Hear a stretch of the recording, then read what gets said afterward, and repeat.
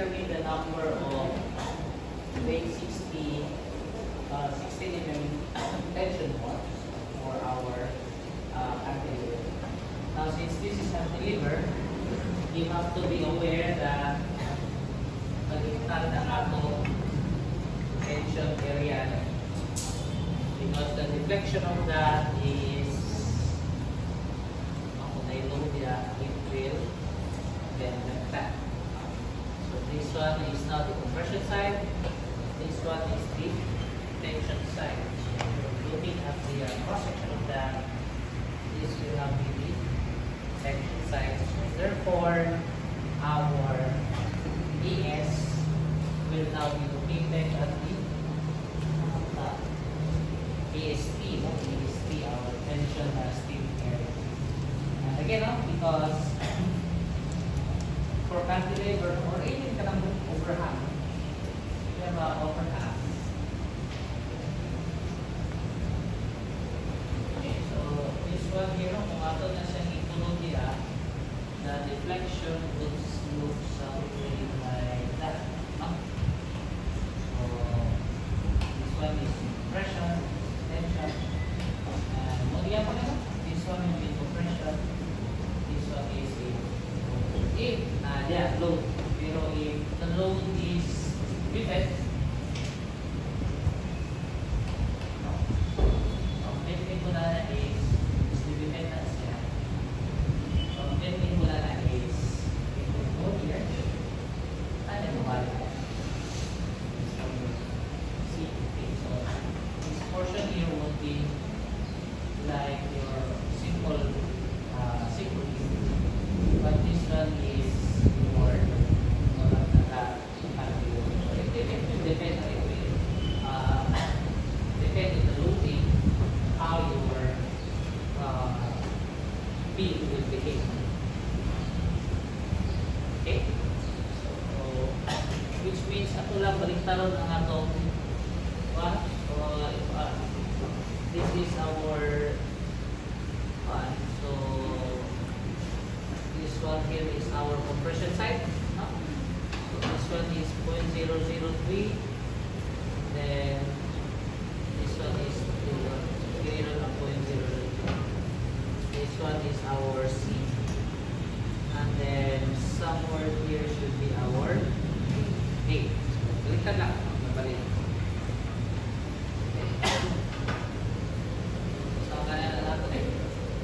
We need to have our the direction of our movements will still be the same. So this one is for your tension and this one is for your pressure. So instead of this, still your D minus A. Well,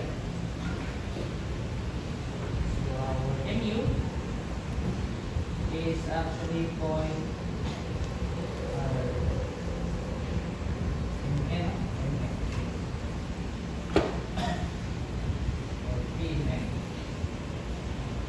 is actually 0.5 C prime EB times D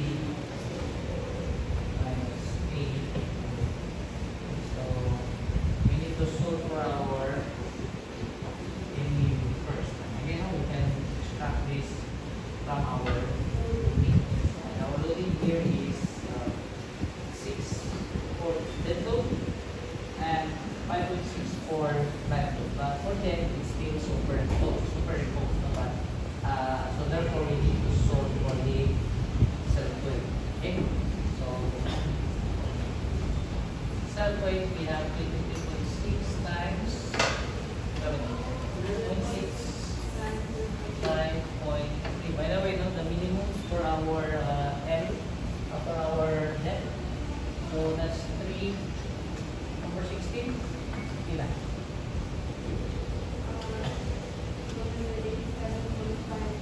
Ilan point? 1875.5.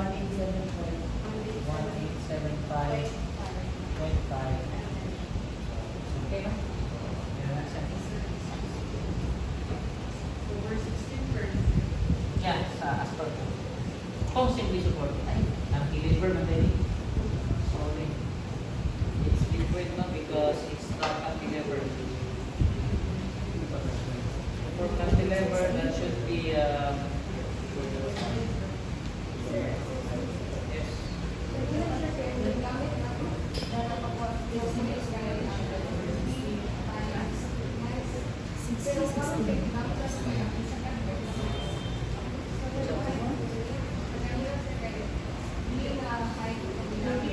Ay, ang short patana ka.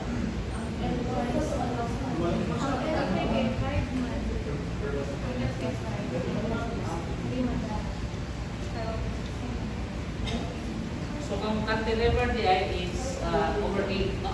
It's over 8.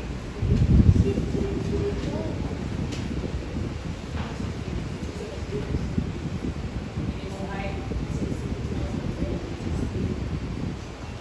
Minimum H is L over 8, no? Or cantilever. So this one is 3 meters or 3,000 meters in the 20 equals 375 millimeters, so 600 money. So this is so we still don't have the T here. Because it says in the problem that the cover to the 10 mm syrup is 40 mm, and it's stated in the problem that we're going to use also 16 mm. So self weight is 4.25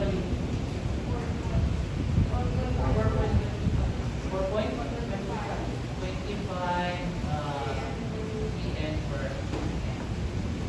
And then for dead load total, and we have 6 plus 4.25 EN per m. So that's 10.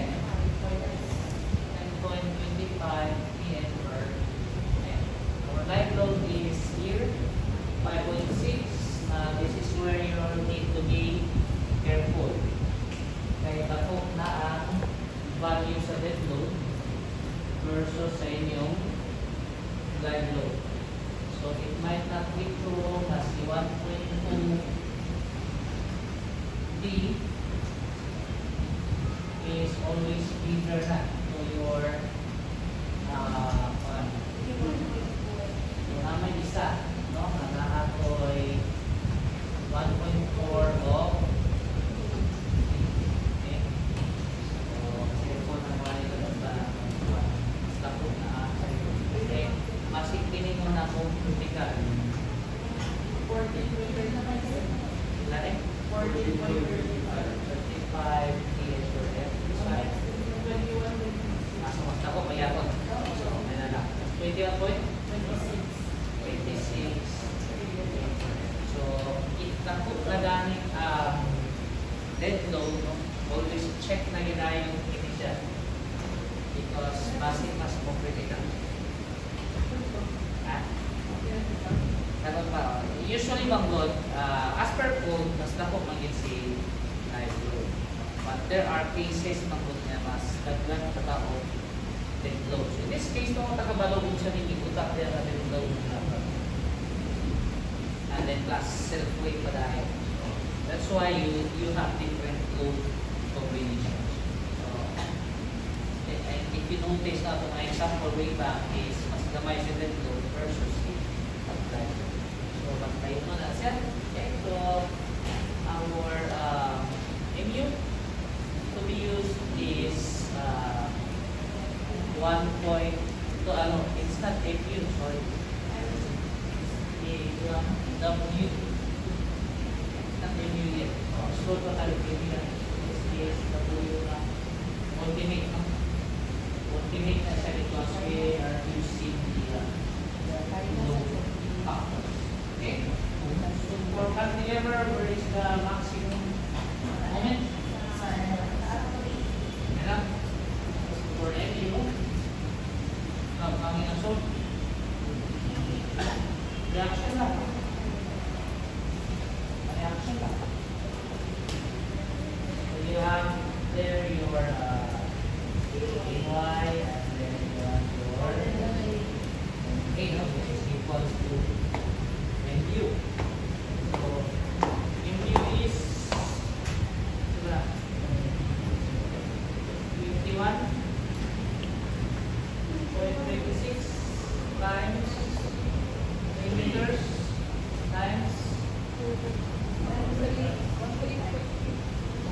2.5 no? Or 1, I mean 3 over 2 or 1.5.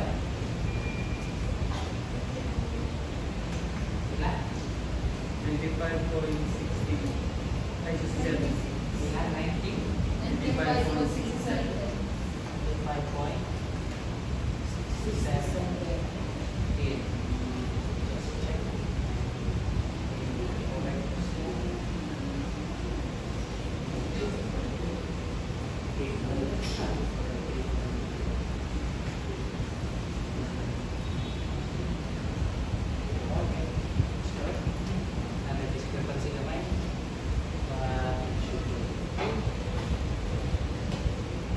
What's next?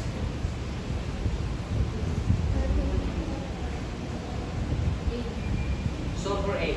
Good. Solve for 8. RC specialist. Solve for 8. You know, we're looking for the number of bars. Therefore, we're going to use the compression side. So that's actually NU times your resistance factor. And again, since the silent that we will be using, or we will be aiming for tension control. So this one is 0.9. 0.85. 65 EP times B minus A over 2. Okay? But we need D. Sorry. Our D.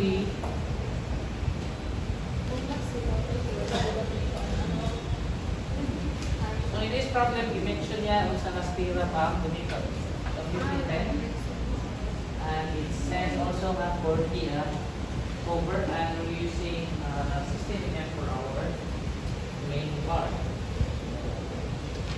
That. This one now is 40. This one obviously is 10. This one here is half of 16. 8. So this one is 50. So over here is 50.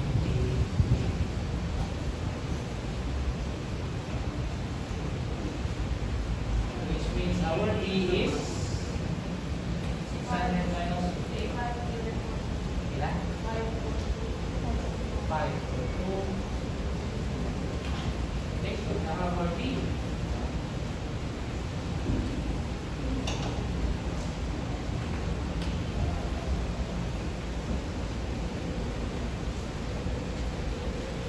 What else do we need? Wala na lang. Ilan? So for A, what's mu? Mu is 95.67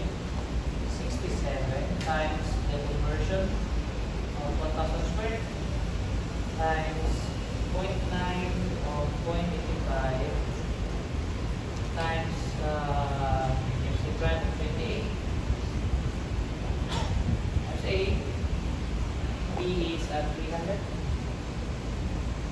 times B, which is 542 minus 3 over 8 is equals to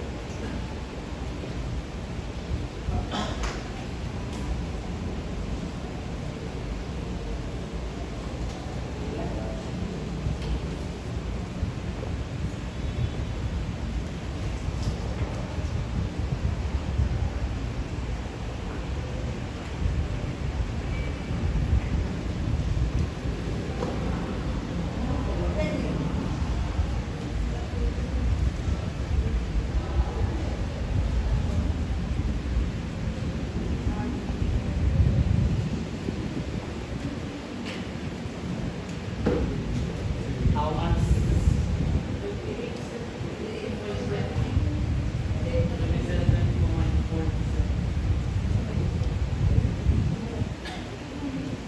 Lemon. Level? Yeah.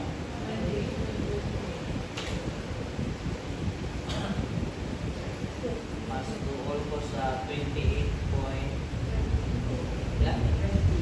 20. Minsan yun.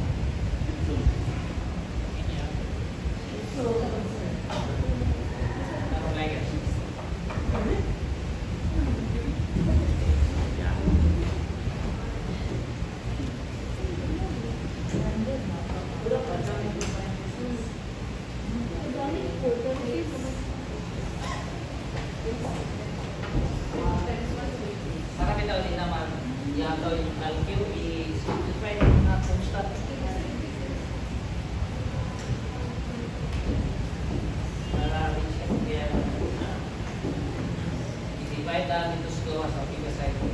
Kaya rin ship sold. Ang machine sold niya is hindi na lang doon. Kasi kita mo overwhelming. 28 point.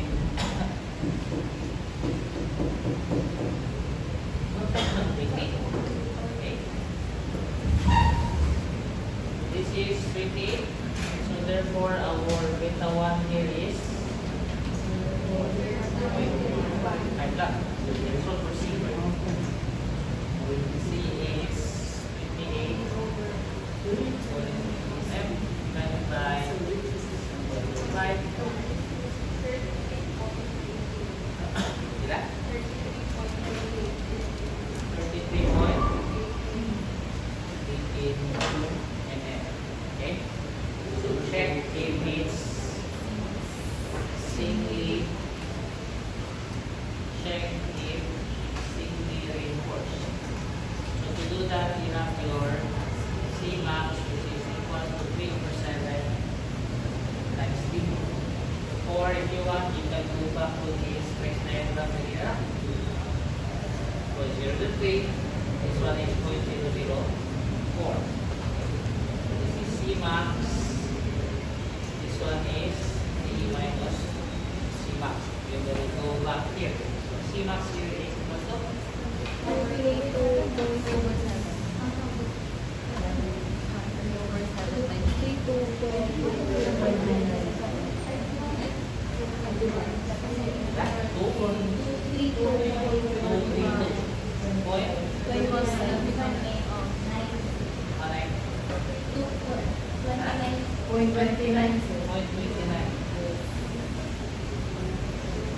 Ako tayo.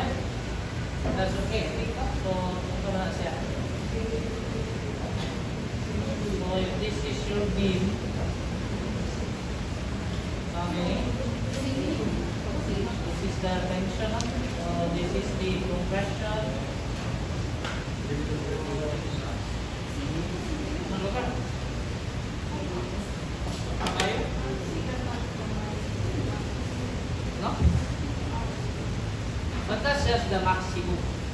But our actual is gamay na. So, okay na.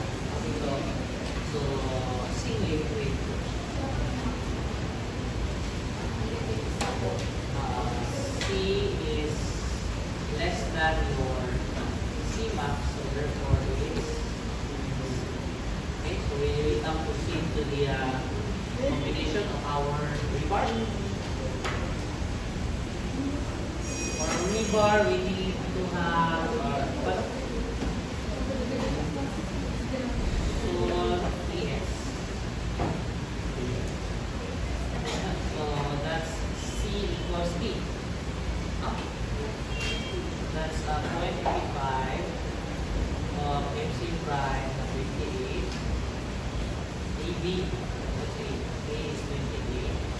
2 times B of 300 equals to ES times 860 na, so that's 413.7. Your ES here is equals to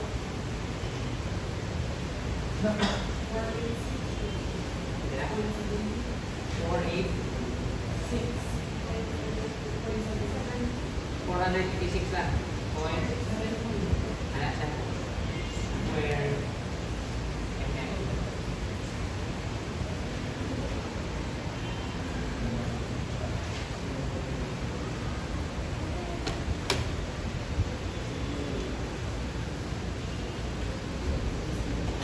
Okay. Check. Sa ewan ko. Check is mean. So is mean equals to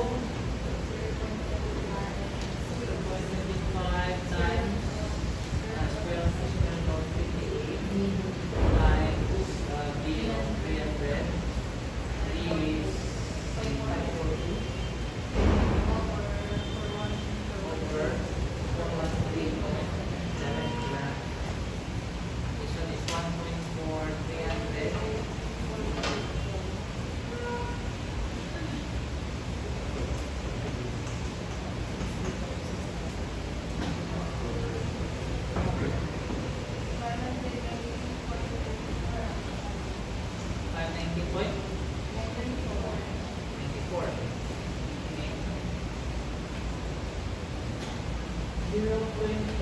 0.8.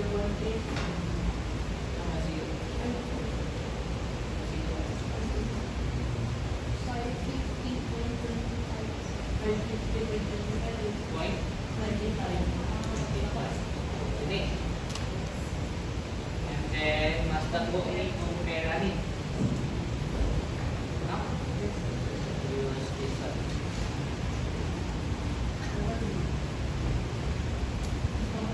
Maybe. Kung nakasa. Although theoretically speaking, money ang kinamalan. But we have minimum from our home.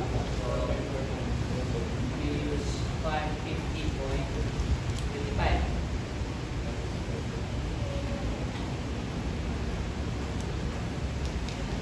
Okay?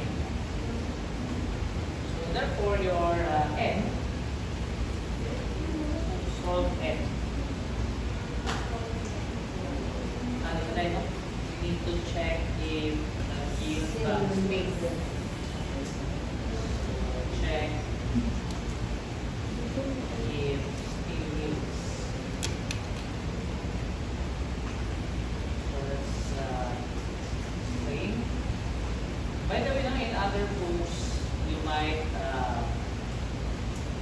encounter the equation 600 d minus c over c. So, kana siya actually i-times na multiply na dito ang 200,000 niya isa state. Times siya ng 200,000. You have 600.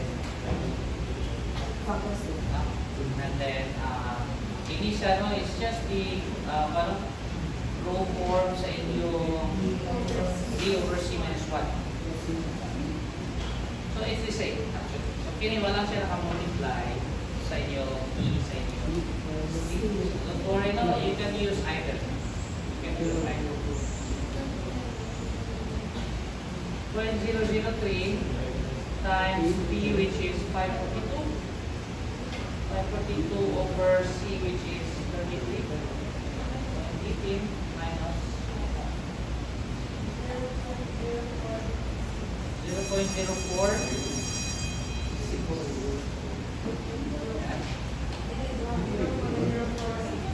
Out. So, ano lang? Out tayo. Because your yield is 413.7 divided by 100,000. That's plus 1 and plus 0.03 plus 0.005. So therefore, okay.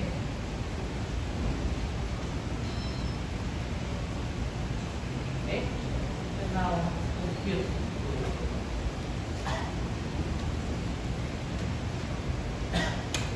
Solve n. N is equals to 550. 25 divided by pi over 4